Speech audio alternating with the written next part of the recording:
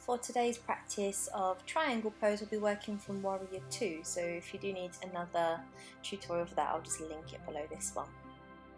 We'll start in a forward fold position, just taking a couple of breaths here with the knees soft, allowing the hamstrings to start to relax. Maybe giving the head a little shake out. Then planting the hands down onto the ground or onto blocks. So take a nice wide lunge with your right leg, rotating the feet into Warrior 2, Trikonasana 2.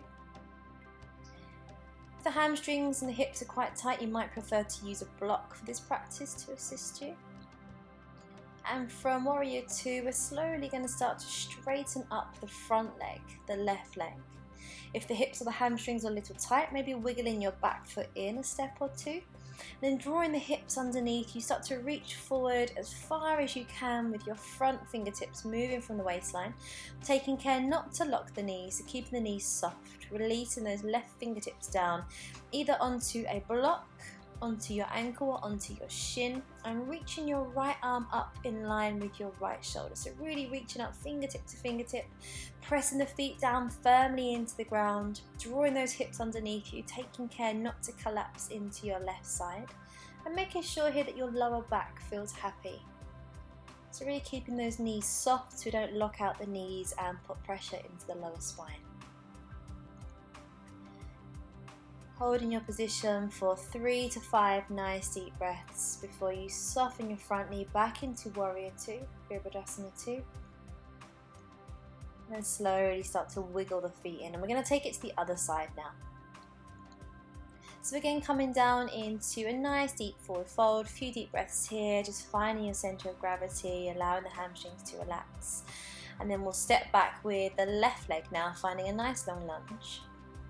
Rotate the feet around into Warrior 2 position, opening the arms out, pressing the feet down nice and firmly.